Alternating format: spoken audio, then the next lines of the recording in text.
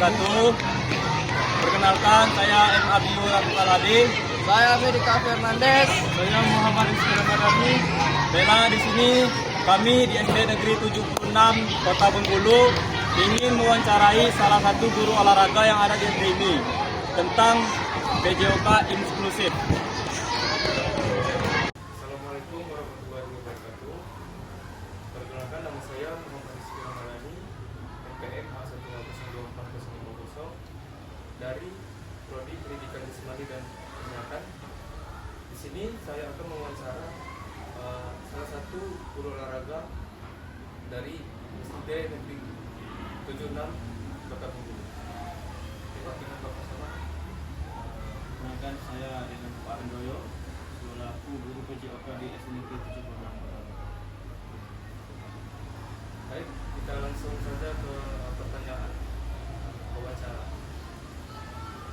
Pertanyaan pertama, apa yang Bapak pahami tentang PJOK inklusif? Pada intinya PJOK inklusif adalah berkaitan dengan siswa yang berkebutuhan khusus, baik fisik, intelektual, sosial, emosional atau kondisi lainnya, dan semuanya mendapatkan hak yang sama untuk berpartisipasi aktif dalam aktivitas fisik di pembelajaran olahraga. Oke, yang selanjutnya, pertanyaan kedua, menurut Bapak apa tujuan paling penting tentang PJOK inklusif? Tujuannya tidak lain adalah untuk memastikan kemerataan hak pada siswa-siswi, baik itu yang berkebutuhan khusus ataupun tidak khusus, sehingga mereka berkesempatan berpartisipasi aktif dalam aktivitas fisik dan olahraga tanpa diskriminasi. Artinya adalah tidak membeda-bedakan baik dari siswa yang berkebutuhan khusus ataupun siswa yang tidak berkebutuhan. Pertanyaan selanjutnya, Pak, bagaimana sikap Bapak terhadap keberadaan siswa berkebutuhan khusus di kelas? Sebenarnya untuk siswa berkebutuhan khusus tidak menjadi permasalahan, akan tetapi kita mempunyai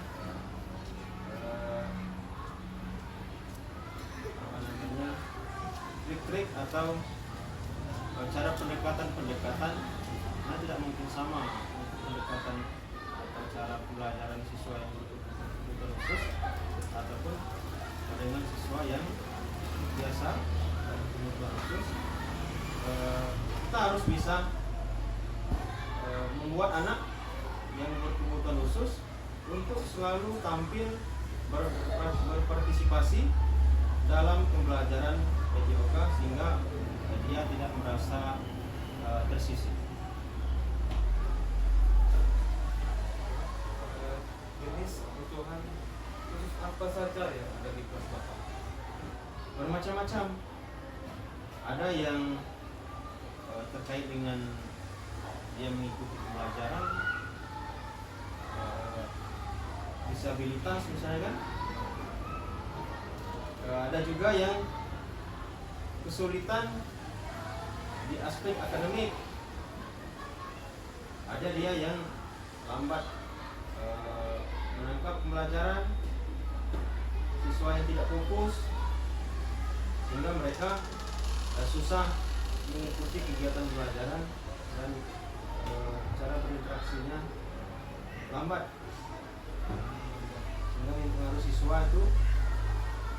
mempengaruhi siswa dalam mengikuti pembelajaran PJOK setiap belajar.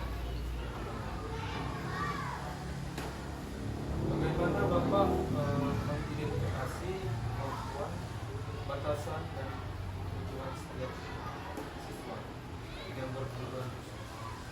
Jadi tahap awal untuk menduga atau mengenal siswa umum, siswa yang mungkin memiliki kebutuhan khusus.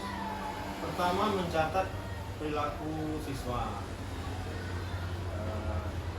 dengan cara mungkin bertanya atau wawancara dengan orang tua, mengumpulkan data-data riwayat perkembangan, kondisi kesehatan dan perilaku anak di rumah sejak usia dini.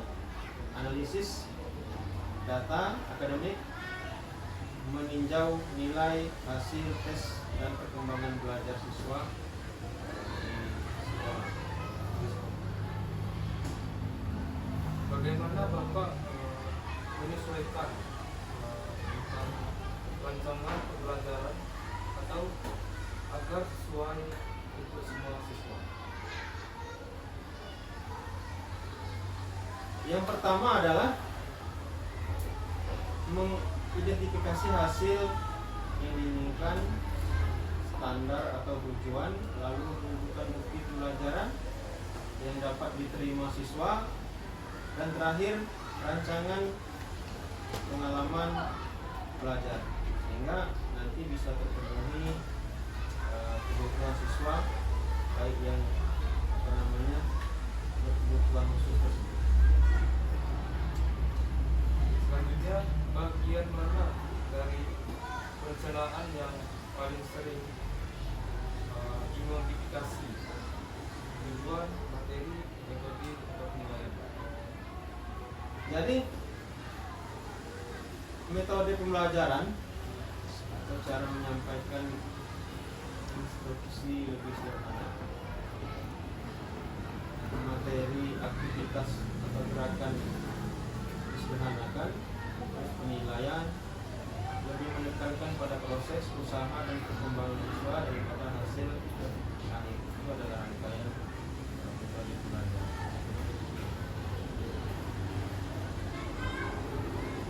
Selanjutnya, siapa saja yang Bapak libatkan dalam perencanaan? Atau wali kelas, orang tua, dan sebagainya? Sudah pasti untuk kita libatkan dari semua aspek, baik dari wali kelas, dari pihak sekolah, guru atau sejawat, sehingga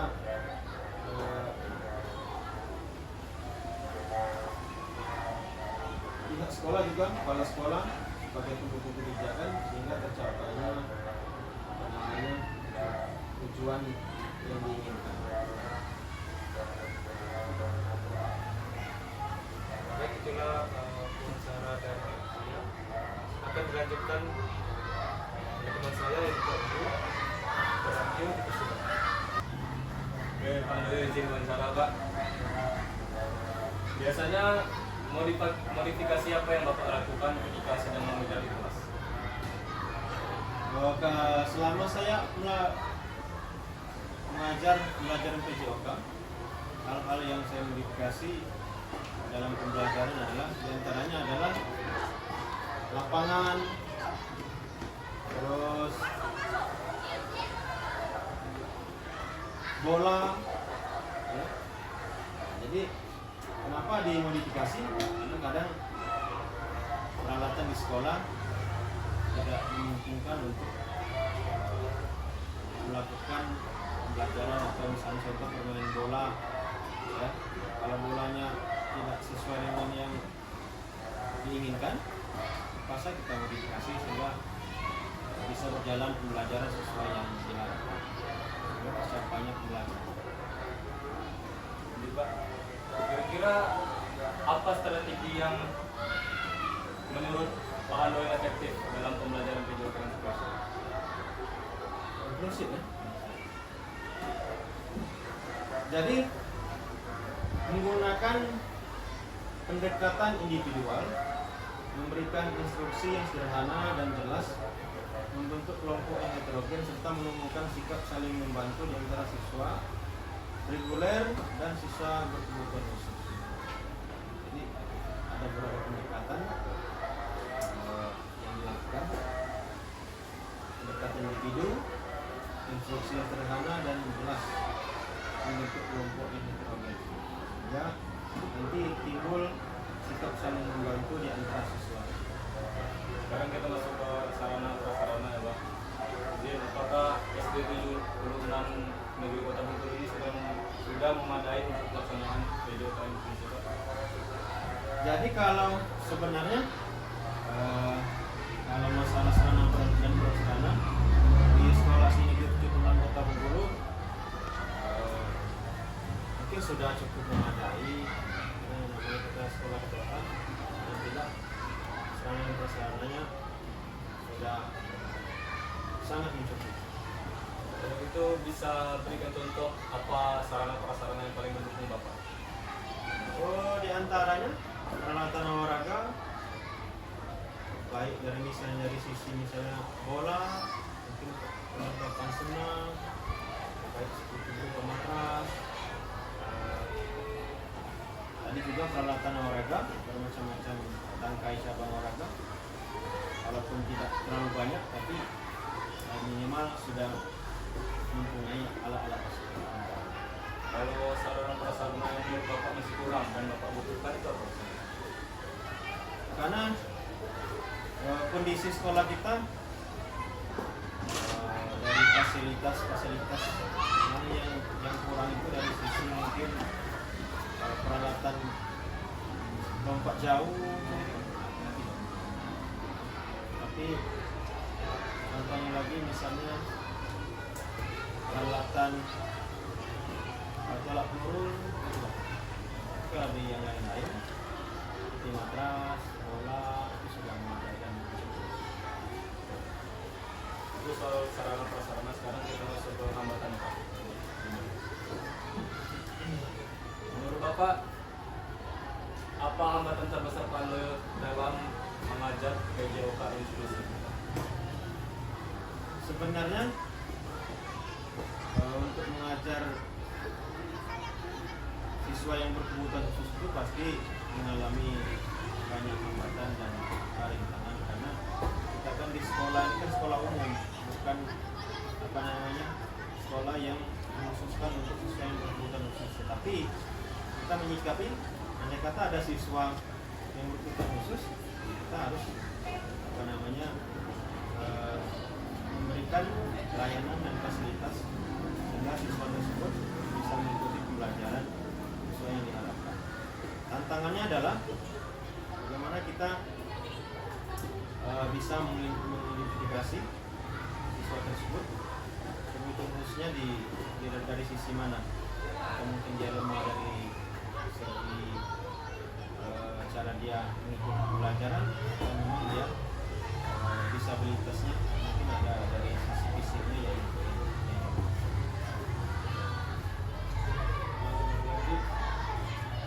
Pak Handoyo, cara mengatasinya itu bagaimana? Ya, kita fleksibel saja untuk mengatasi siswa yang berkebutuhan khusus. Ya, kita bisa memodifikasi kegiatan, memberikan perhatian yang lebih pada siswa yang membutuhkan bantuan, sehingga siswa tersebut tidak merasa tersisih dengan teman-teman yang lain, sehingga dia bisa mengikuti pembelajaran PJOK walaupun tidak maksimal, tapi dia minimal akan merasa bahwa dia bisa melakukan mengikuti pembelajaran PJOK walaupun tidak maksimal.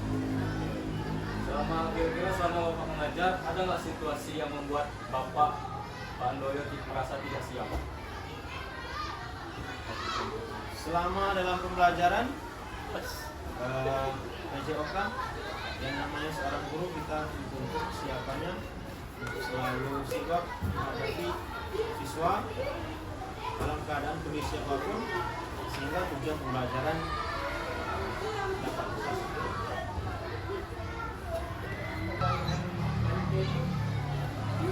Penilaian asesmen, bagaimana Bapak melakukan penilaian terhadap siswa berkebutuhan khusus?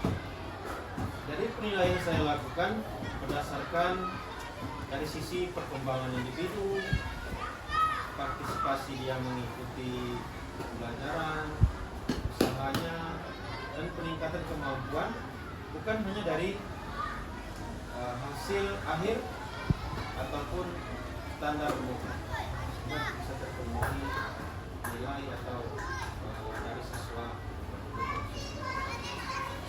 Baik, apakah Bapak Andrea menggunakan kriteria khusus atau adaptasi tertentu melakukan penilaian? Saya menggunakan kriteria yang disesuaikan dengan kemampuan siswa seperti nilai proses, keaktifan, juga perkembangan motorik dasar dari siswa. Seandainya sejauh mana Bapak Andrea berkolaborasi dengan guru kelas atau tenaga profesional yang lain? Jadi saya cukup sering melakukan koordinasi, berkolaborasi, terutama dalam merancang kegiatan, memahami kondisi siswa dan menentukan strategi pendekatan yang tepat. Sehingga dilibatkan baik dari guru, kepala sekolah, mungkin ada juga berkomunikasi dengan orang tua siswa sehingga bisa pendekatan tersebut bisa berjalan sesuai yang diinginkan. Baik, contoh kolaborasi apa yang menurut Bapak paling berdampak? Yang paling berdampak adalah ketika merancang permainan sederhana dengan seluruh siswa tanpa membedakan kemampuan sehingga meningkatkan rasa percaya diri siswa atau kebutuhan siswa. Jadi kita misalnya bermain sederhana, kita buat aturannya sesuai dengan kondisi siswa, sehingga siswa yang berkebutuhan khusus dan siswa yang tidak berkebutuhan khusus bisa melakukan permainan tersebut sehingga siswa merasa senang dan semuanya bisa mengikuti pembelajaran dengan baik. Pengalaman paling berhasil yang Bapak pernah alami dalam mengajar PJK eksklusif?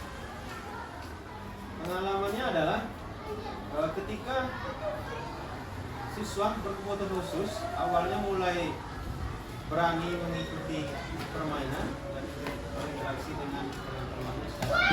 Jadi pengalamannya adalah kita ada perasaan senang ketika siswa tersebut aktif, dia senang melakukannya untuk mengikuti pembelajaran yang kita laksanakan pada waktu tersebut. Sehingga di sana timbul rasa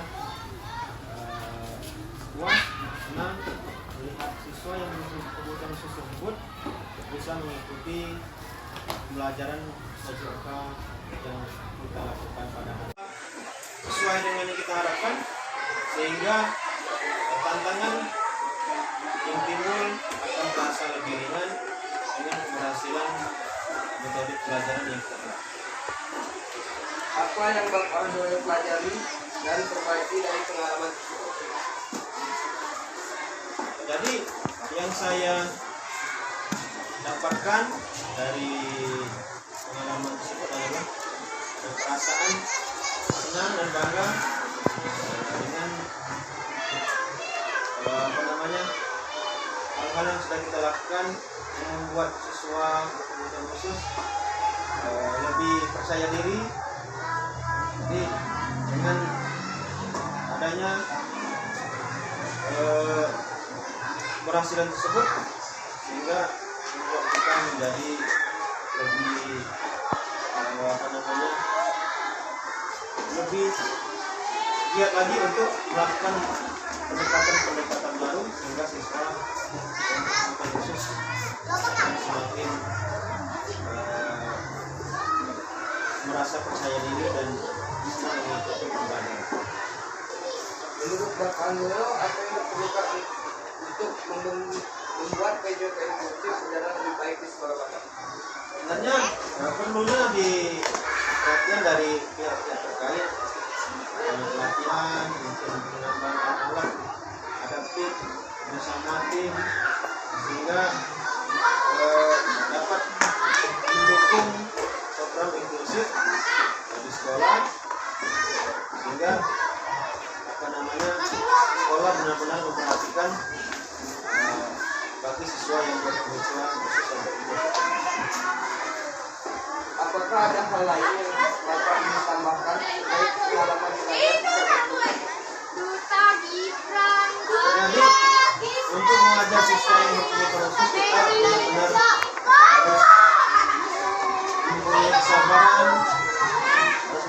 toleransi, empati, kreativitas, namun pengalaman ini sangat berharga ya, dan memberikan pelajaran makna bagi guru manapun, guru maupun siswa. Jadi kita harus punya kesabaran pada siswa-siswa, namanya terhadap siswa harus lebih sabar dan peduli sehingga tujuan pembelajaran akan tercapai. Baik, berarti dan dari kami wassalamualaikum warahmatullahi wabarakatuh. Waalaikumsalam.